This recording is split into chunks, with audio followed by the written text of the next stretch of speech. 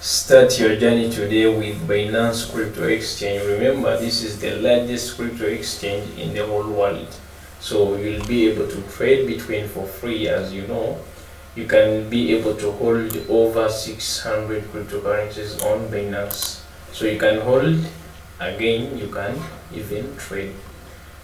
You get? So if you look at Binance, it has registered users who trust Binance over 90 million. You'll be having a low transaction cost of 0.10% on your trading fees. The daily volume, which is traded on Binance, it is $76 billion. So hit our link in the description and sign up with Binance Crypto Exchange. Now I think we have started our video. Don't forget to subscribe and hit that like button in the video and sign up with FX Dives Your Mentors. Okay, let's jump into our notes and see what we have for you today. Now in today's video, we're going to be focusing on ways how cryptocurrencies are transacted. Now in our last video, we talked about ways how cryptocurrencies are stored. In today's video, we're going to be focusing on ways how cryptocurrencies are transacted. Now the first way is through deposit addresses. The second is through tag numbers, and the last is through usernames. Now I'm going to be breaking down one point at a go, whereby I want you to clearly get the point or what I'm trying to explain. Now at first, when we're going back to look at a cryptocurrency called Bitcoin, remember this is the first cryptocurrency which was made in the crypto industry. So as a decentralized currency, Bitcoin uses a peer-to-peer network and blockchain technology to issue currency, processes exchanges, and verify transactions. It is a hard currency as valuable as holding gold coins. Remember, cryptocurrencies, they are more valuable than gold. So when you hold Bitcoin, that means you have a valuable currency which you are holding, which is more precious than gold. However, most cryptocurrencies have a set limit on the supply of their tokens. I think we are together. Cryptocurrencies can be sent direct between two parties via the use of private and public keys, which is a peer-to-peer network whereby the person who is sending, which is the sender and receiver, the only people who are participating in a particular transaction. These transfers can be done with a minimum processing fees, allowing users to avoid the steep fees charged by traditional financial institutions, which are the banks. Now, first point number one, we're going to be analyzing how a deposit address looks like, because it's our first bullet. Cryptocurrencies are transacted through deposit addresses. Now these deposit addresses, they are sort of like encrypted numbers, letters, and numerical addresses. When you look at the deposit address, you can find different numbers, letters, I think you can even find some little bit symbols, but they are encrypted because these addresses, they are not like these normal letters you see. They are sort of like encrypted through a system called blockchain technology. So now if you are to send Bitcoin from one address to another address, that means you're going to use a deposit address. If you are sending and there is someone who is receiving, now that particular person who is receiving the money must send you his deposit address of a particular currency. It can be Bitcoin, it can be Litecoin, it can be Ethereum.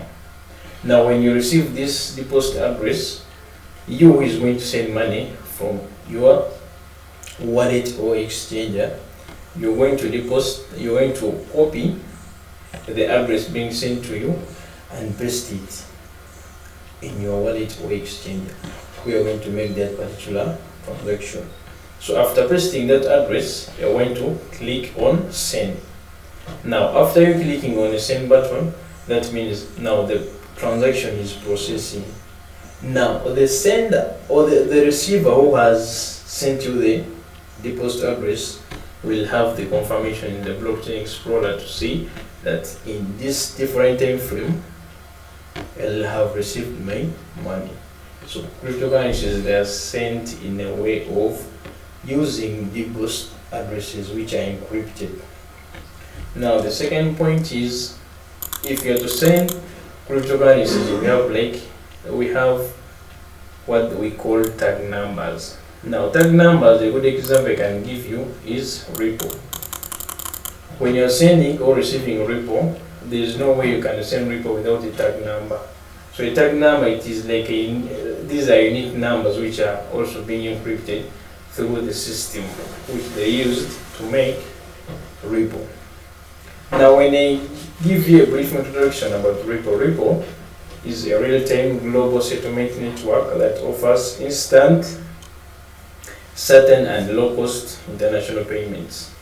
Launched in 2012, Ripple enables banks to settle cross-border payments in real time with the end-to-end transparency. Now when you look at Ripple, Ripple has a usability of utility. Now its usability you'll find in well-developed countries. They use Ripple for paying utility bills like water, electricity, and other bills, TV. So if you don't have like this physical money, which are the dollars, you can pay your utility bills also using the cryptocurrency called Ripple. So that is its usability. Now you can also use Ripple for banking. If you don't have money in your account, you can use Ripple for banking. Now Ripple's consensus ledger, its method of confirming, is unique in that it doesn't require mining. So all these are behind the blockchain technology of this certain currency called Ripple. Now for you to send and receive Ripple, you need to have an address, which I said before.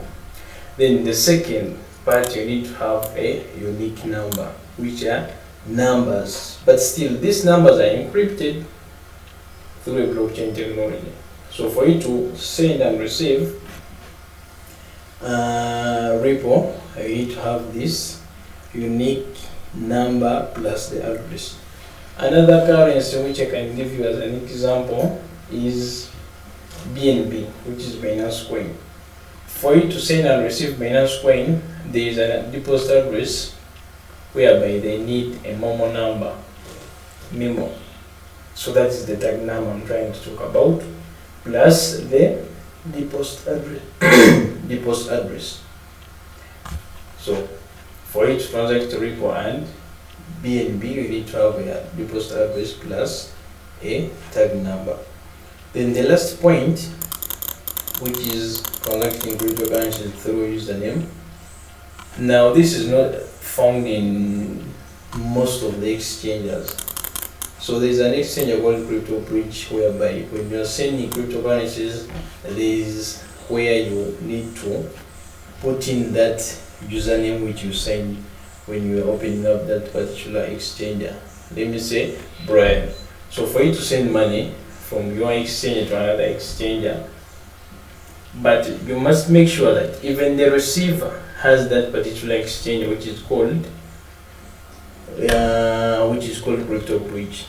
Now for you to interchange cryptocurrencies, sending and receiving, you need to be putting in your name as a confirmation when you're sending your money, plus the address maybe or tag number. So that's all what we wanted to share with you in this video. We were talking about how cryptocurrencies are transacted. Don't forget to like and subscribe to our channel, plus hit the link in the description and join our free Telegram group, plus signing up with our reliable crypto broker, which is Binance, and start your trading journey.